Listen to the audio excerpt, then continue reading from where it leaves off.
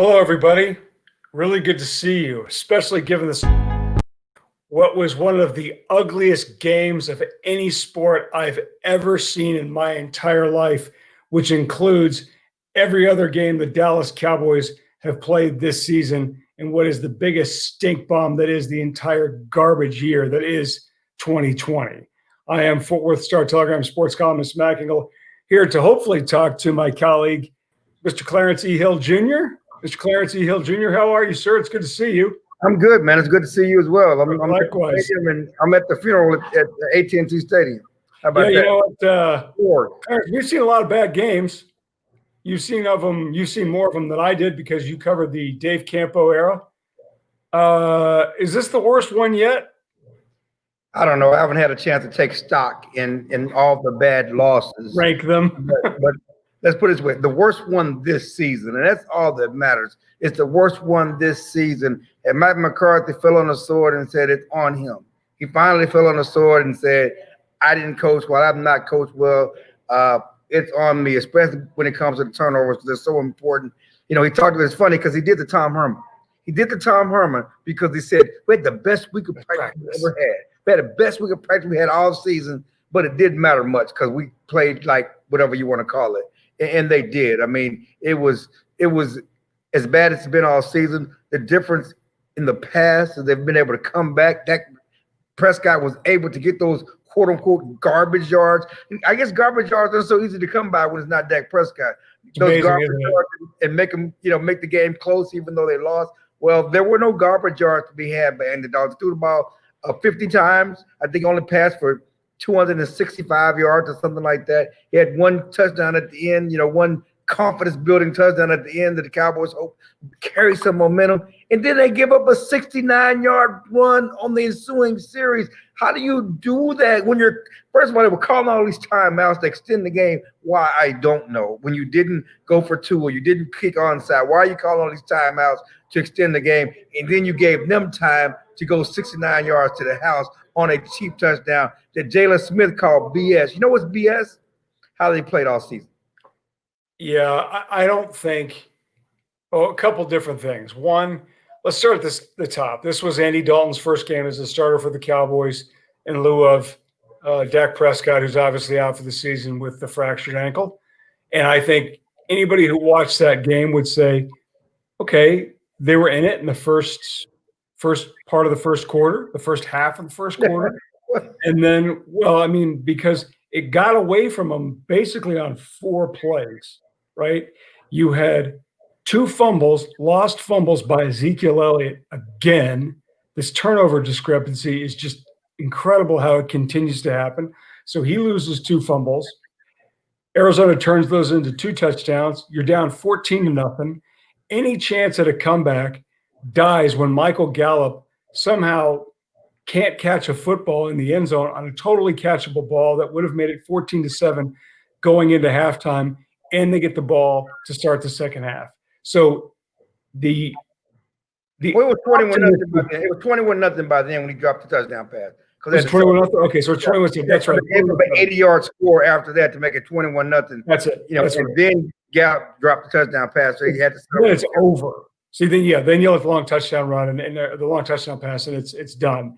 And the one thing we continue to see with this team is that there's like 6 to 8 plays that totally change the game. And the one thing that really changed this time, unlike the previous weeks where they were getting blown out and they made a comeback, is that this was the first time where it physically looked like they were defeated.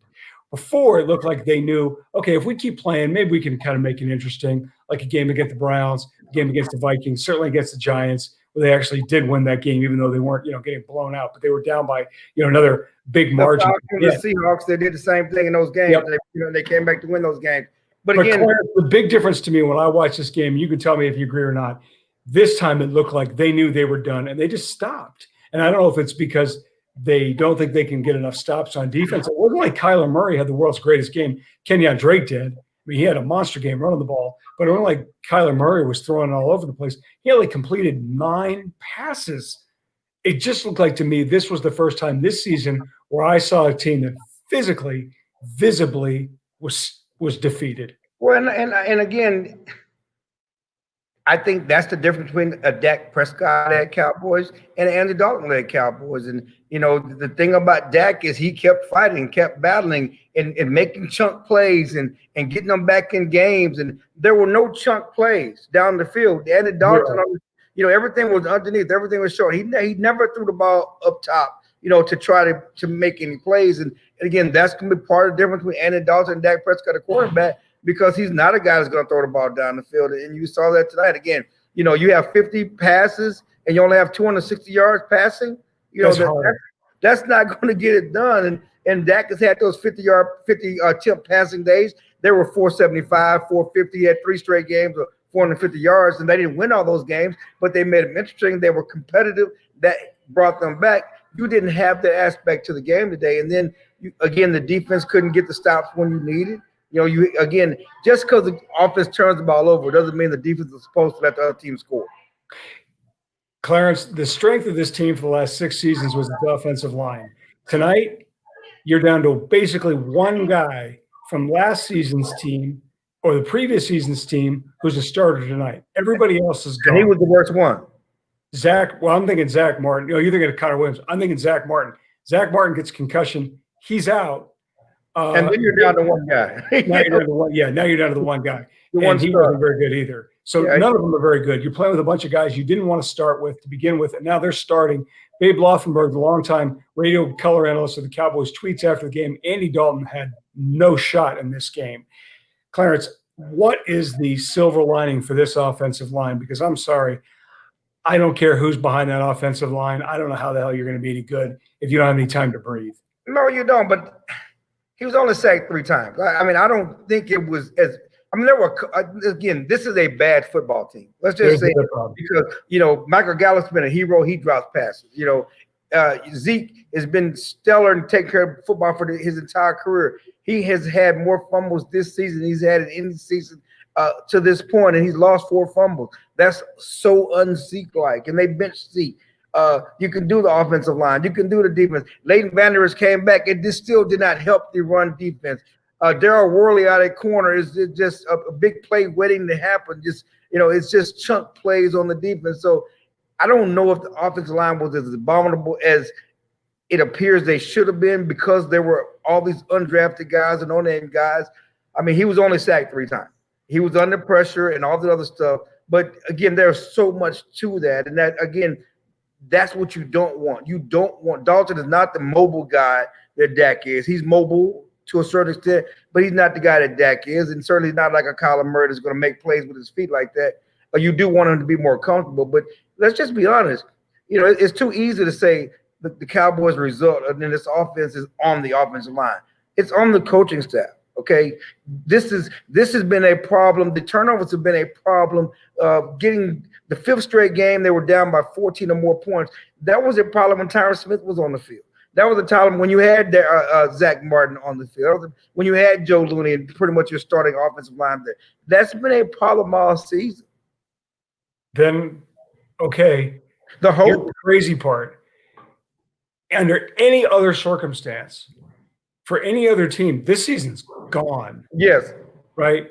But only because of the state of the NFC East can we even, it's October. We're knocking on the door in November now, and the Cowboys are still in this. They're in first place of the NFC. At some point, I tweeted before the game, no matter what happens, the Cowboys will be in first place in NFC East. If they win, they have a cushion at 3-3, 500. They got a 2-game lead.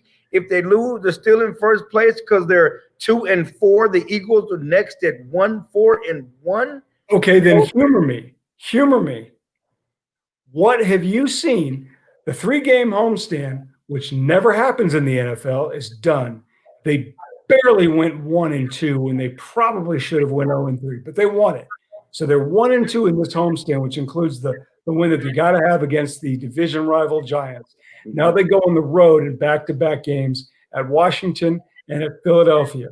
What have you seen other than law of averages that says there's something there that says they'll probably get a little bit better because one of these teams out of these 4 bad teams will get better and win this division? So what have you seen that says it's going to be the Cowboys? No, nothing. The only thing that you've seen is that it's the division.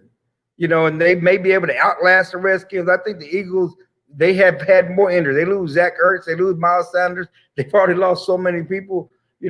I think the Eagles, the way they played better than the Cowboys, even though the record is 1-5-1. But they've already played Baltimore. They've already played Pittsburgh. The Cowboys have to play Baltimore and Pittsburgh. Okay, the Eagles' schedule actually gets easier to a certain extent when you look at the fact that the Cowboys still have to go to Baltimore and they got Pittsburgh here, two of the better teams in the NFC and in the NFL. The Cowboys still have to play those teams. Okay, and again, as far as the next 2 weeks, I give them a shot at splitting, beating Washington, losing to Philadelphia, and still continue keeping that quote unquote lead. But their hope relies in the NFC East. Their hope is not in improvement from within. They're not going out and trying to get guys from the outside. There won't be any Earl Thomas or anybody else coming to save the day. They want to quote unquote improve from within. They like their guys. Jerry says we like our guys. Steven says we like our guys. Mike McCarthy, we want to promote from within. We don't want to go out there and get anybody. But where is the help coming from? Where is it? I mean, law of averages, somebody's going to get better. Well, the average is that they will hopefully stop turning the ball over. If you stop turning the ball over, then maybe it's a 10-10 game and not a 38-10 game. I don't know. Just stop turning the ball over. Make it at least tougher on the other team to score. Clarence, I asked you, we talked about it last week. It's relevant again because they give up 38 points, and they were lucky it wasn't worse. Andy Dalton had at least one potential pick six that was dropped, maybe two. So this could have been in the 40s, but for the first time in forever, it wasn't. They only gave up 38 points. How does Mike Nolan have a job? Because he's buddies with the head coach. Other than that. That's it. He's buddies with the head coach. And again, you can talk about the turnovers, turnovers certainly put him in bad situations, but a couple of turnovers were up across the 50. They weren't like in scoring territory. You don't have to let the other team score just because you turn the ball over, okay? You do have the right to stop the other team, no matter if they get the ball on the 10 or the 1, okay? You still have a right as the defense to stop the other team, and the Cowboys are stopping no one. If you look back at all the turnovers they had all season, and I've looked at them, they've had 14 turnovers that have been turned into points. The other team has scored on 12 of them. The other two they haven't scored on were end of the game interceptions. So, Clarence, coming into this game tonight, did you think Dallas would win? No, I picked the Cardinals. I picked the Cardinals because I didn't think the Cowboys could stop them. They did a better job stopping the pass than I thought they would, but I didn't think they could stop the Cardinals, and I didn't think you wanted to get Andy Dalton in a shootout. So I didn't think that they would win the game. I didn't see them losing like this because Kyler Murray, again, undefeated, still undefeated at AT&T Stadium. Never lost a game here.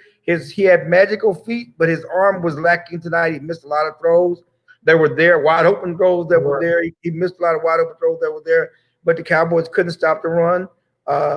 Kenyon Drake, again, killed him. Murray with his feet. I mean, they couldn't stop the run, and that's been a problem for this defense all season long. So if this is what this team is, and you're looking ahead, you mentioned they would probably get a split. Best case scenario. Yeah. Washington. That defensive line, Washington defensive lines, if you thought it was bad today, I mean, the Cardinals were without their best pass rushers. Right. Okay? They have no quote-unquote named pass rushers, no named defensive linemen. They just send a lot of people at you. The Redskins have a major players up front on that defense. A lot of first-round picks. They're going to be able to get after Andy Dalton, especially in that offensive line that we talked about. I just pray for Andy next Sunday. So, Clarence, looking ahead at their schedule, we're just looking ahead to two games. You mentioned Baltimore further down the road. Obviously, another game against the Giants. Coming up soon, too. Pittsburgh. Clarence, who can they be? I mean, you're saying they can split with Philly and D.C. I'm not so sure they can get that win at D.C. Like you mentioned it at the top.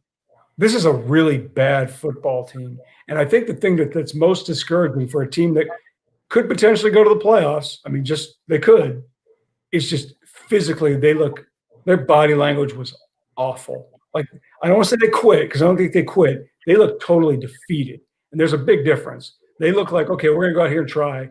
But Well, we know defeated, and more importantly, the coaching staff is at a wit's end. I mean, Mike McCarthy admitted today that, they've tried everything. And then he said, well, maybe we're trying too hard. We work on turnovers and it's still not getting done. We're at our best practice of the week and it didn't mean anything. The coaching staff, Mike McCarthy is at a wit's end. And I'm going to tell you right now, you never saw this under Coach Clapper. Never. You never saw. Now, I mean, You owe Jason Garrett an apology. They were bad, when Tony Romo suffered a season-ending injury before Dak, right? They were really bad, and they were just throwing out anybody to play quarterback, and they were really bad. But we never saw this like this. No. This looks like Dave Campo era football, which to me, in my mind, is the worst of the Jerry Jones tenure. When the team looked utterly clueless, they were just running at anybody. They didn't have a good direction in terms of player acquisition. Mike McCarthy was brought in to improve on some of that. I don't know how Kellen Moore is going to have a job this time next year with this franchise. I would imagine if this continues, he'll be a quarterback's coach someplace else because, man, whatever he was doing right in Green Bay during that run before it went south with Aaron Rodgers. It looks nothing like this. If I'm Jerry Jones, I'm livid. You know him better than I do. Are they going to do anything this year at all? Again, the only hope was NFC East. But again, Mike McCarthy was brought here. Mike Nolan was brought here because the coaching was a problem last year. Okay, the coaching, special teams coaching, defensive coaching was a problem. Fundamentals were a problem last year. It's worse in 2020 with this new staff. Jerry Jones has to feel let down. He has to feel scenario at all. He has to feel hoodwinked. There's no doubt about it. But is there any scenario at all that he would make a coaching change? I'm talking about a head coaching change. Let's talk at the end of the season because he won't do an in-season change. He didn't do that last year with Jason. He won't do an in-season change. He hasn't done anything like that. But Clarence, it was different last year. Last year under Jason, they were still in it until to week 17. They're still in it now. They're in first place. They're going to win the division. And they're going to win the Super Bowl. It was a horrible division last year, and we said the same thing. They were in it. The division is worse. The Cowboys are worse. The Eagles are worse than they were last year, yet the Cowboys are still in first place. So a game like this, you and I both, you said it, we were laughing about it, kind of tongue-in-cheek, obviously.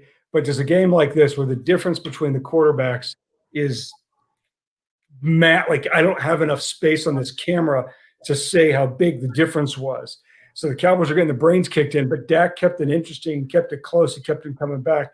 Andy Dalton didn't have that in him. He's got to have a better defense to have a shot. He can't do shootout games. It's just not in him.